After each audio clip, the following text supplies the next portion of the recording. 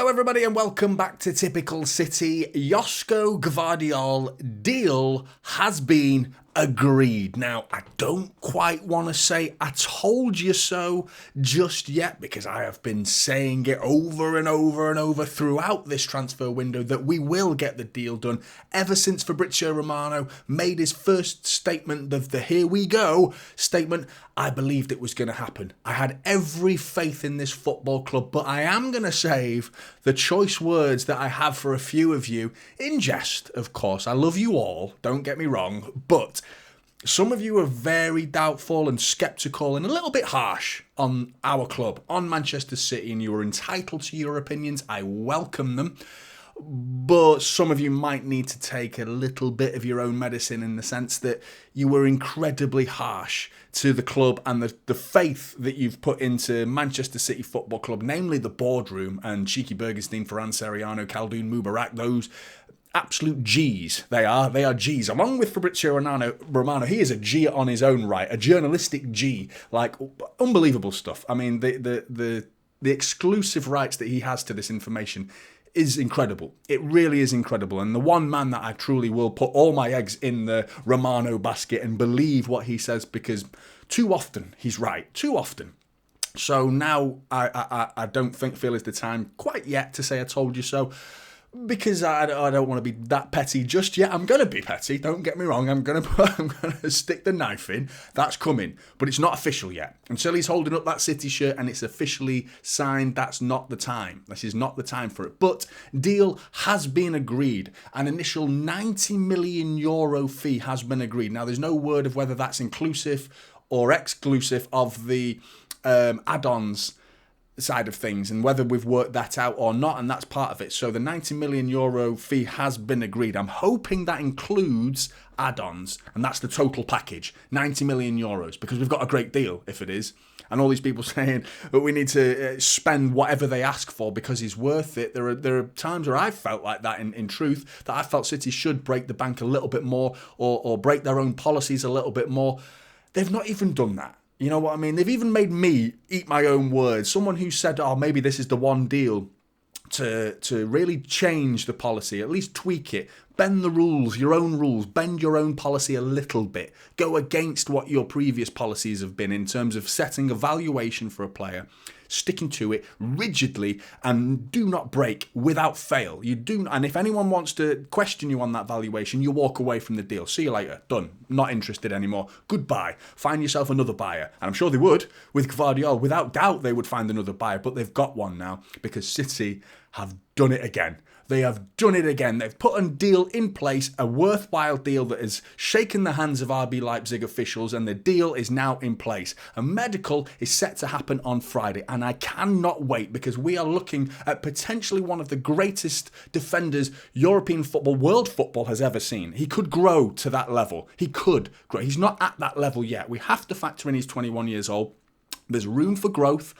But his starting base of where he already is at 21, it's similar to Haaland. Obviously, different roles, different parts of the pitch. One's an attacker, one's a defender. Simple. But their starting bases in their particular roles, for Haaland to be at the level he's at 21 is incredible. You talk about Harry Kane. When Harry Kane was 21, what was he doing? Thierry Henry, Didier Drogba, Alan Shearer, all the great strikers of the Premier League, the great goal scorers of the Premier League. None of them were doing what Haaland is doing at 21. And I'll say the same thing about Gvardiol. There's very few defenders at 21 years old doing what he's doing and playing at the level he's playing at with the attributes that he's got and the complete package that he's got. An absolute incredible asset. If we were to attain this particular asset, and I very much believe it's going to happen, and I think you'd be a fool now to think it's not going to happen. I really think, I mean, you start questioning your allegiances at that point. If you're now thinking it's not going to happen, you're almost rooting for it to not happen just to prove yourself right.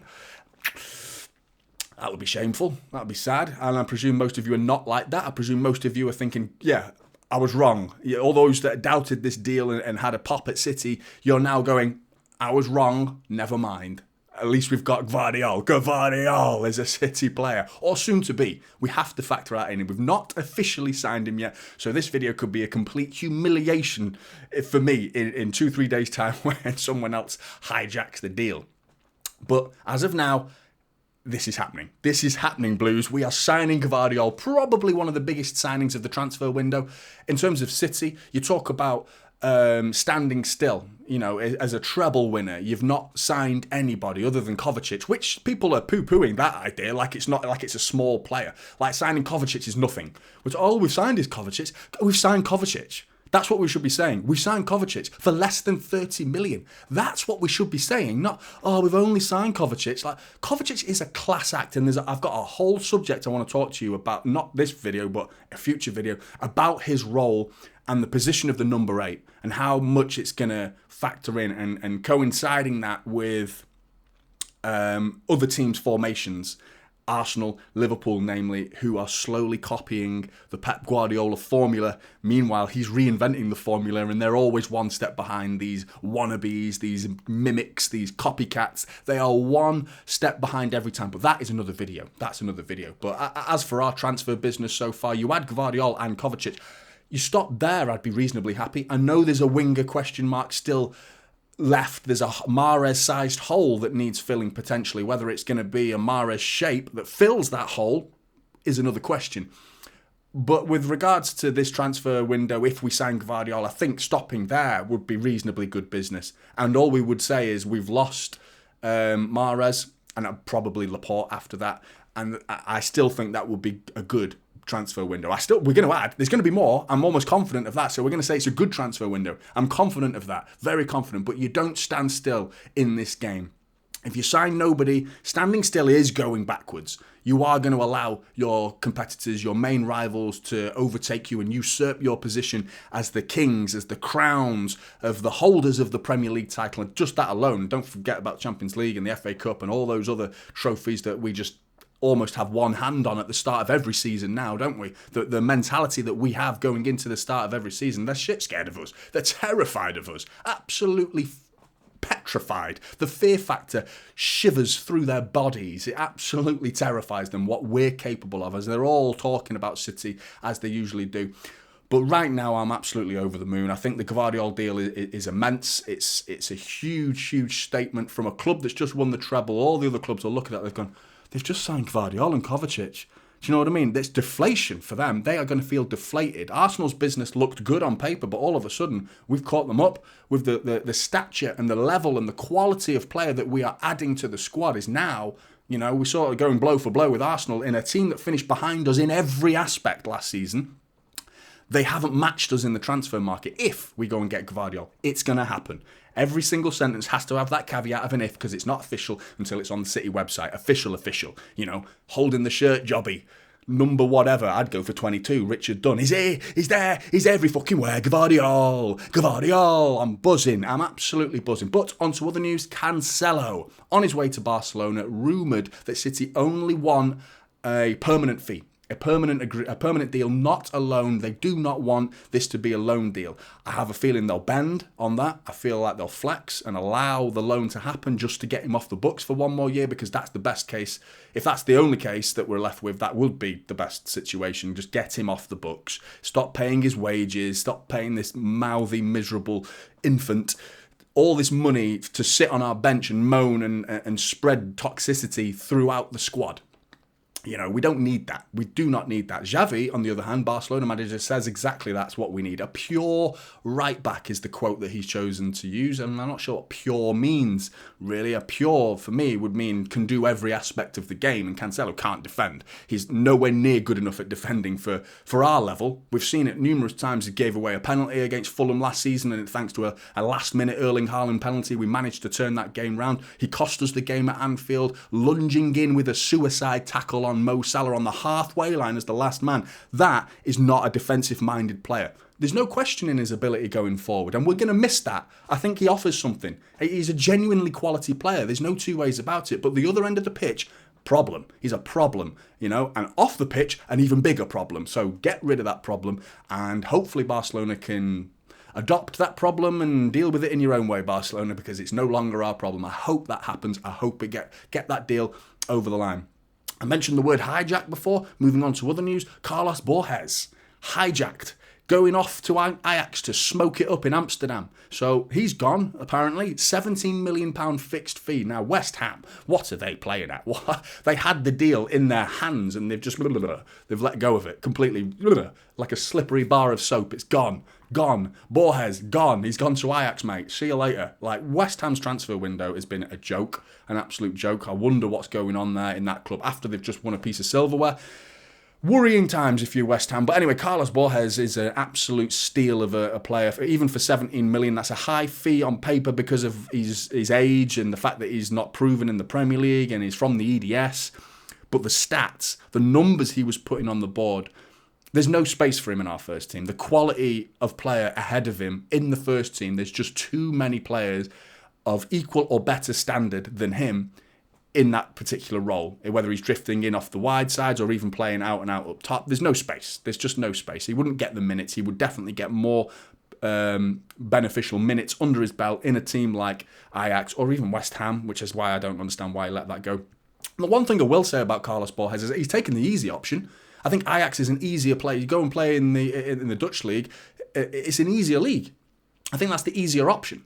I think he would have challenged himself more to get into the West Ham first team and play Premier League football and be challenged week in, week out by a Premier League standard of opposition. I think that would be a bigger and more of a difficult prospect for him. I think going to Ajax is the simpler of the two options. And yes, he's going to get more minutes. Maybe he looks at his own career and sees Ajax as a stepping stone to come back to the Premier League maybe one day. Maybe. Absolutely. It might make sense. The guy obviously has his own path set ahead of him, so maybe Ajax is a more logical sense, similar to other players that have taken an extra year, like Haaland, rather than going from RB straight to Real Madrid or City or that level. He went to Dortmund in between, and it made sense for his career. Carlos Borges going to Ajax might make sense, but it is the easier option out of the two. So we have to wait and see. And then the only other place left for City to really address with the likes of Bernardo Silva, I still believe Kyle Walker's going to stay, is the winger, is that wide player role of Olise, Doku, Rafinha. It sounds less likely for Rafinha, which would be my personal choice.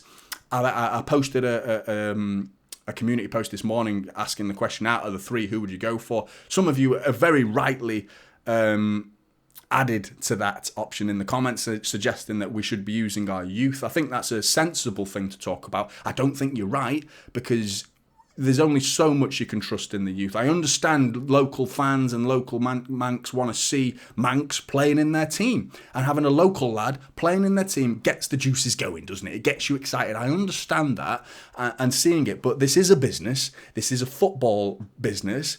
And we are at the top end of that business, where the level of quality that needs to be attained and maintained is of the highest standard. We need to be absolutely peaking compared to the rest of the league. And if you are not at that level, you're not at that level yet. Whether it's Cole Palmer, Oscar Bob, even Rico Lewis, or even when Phil Foden was younger.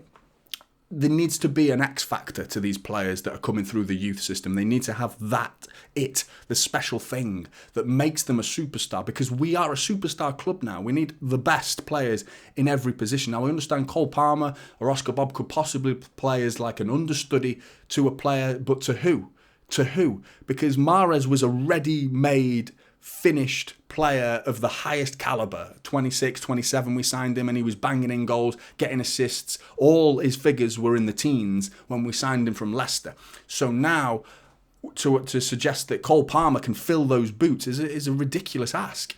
And now, Olise and Doku, you're getting a bit closer to it. I think Doku is closer to the youth system than anyone else that we've been linked with. And that if you go for Doku, it's more like you are getting closer to the Cole Palmer region of player. So that maybe makes more sense as well. If we go for Doku, why not just keep Cole Palmer? I get that. Doku, though, offers something very, very different. And Darren, one of the regular commenters on the video yesterday, made the good point of he's different to a Pep-style player. Now, whether that means the rumour is therefore not true, or Pep is looking for something different, remains to be seen. Because we don't have a player that beats people out and out, just without fail. It was Sterling, and he would do it 50% of the time. He would try a take on, and he would often slow down, cut back, and he's ending up back in the same position. He'd beat his man, then not cross the ball. He'd slow it down and end up with a defender in front of him a second later. He doesn't beat his man and keep them beaten. Stay beaten, get past them properly into a position. Sometimes he wouldn't do it. And we've rarely... Leroy Sané was obviously another player that would do that. We're not going for Leroy Sané, so scrap that idea. Get that out of your brains. It's not going to happen. Not going to happen. Whereas Doku, his take-on ability is incredible. The way he can burst past players is like no other player that we have. So it would bring a dynamic to the squad and availability to options that would be varying. We would have varying options that could be utilised and implemented against different teams for different styles of opposition. And it could be more suited for certain games and less suited for other games. I get that, but not very proven, you know. And he's hardly played at the top tier level. Potential is what you're buying there, and potential is what Cole Palmer is. So they are close together in terms of the level of player that we're trying to attain. Olise is probably a level above Doku in terms of he's proven, Crystal Palace, Premier League minutes. Goals, questionable. Very poor numbers that he's putting on the boards, and people are giving him the waving away that idea because of his assists. And maybe they're right, because I think the assists are decent. Question marks over his right foot. I'm not convinced he's got a right foot, one that he's not confident using at least. I know he literally does have a right foot. Would you believe it?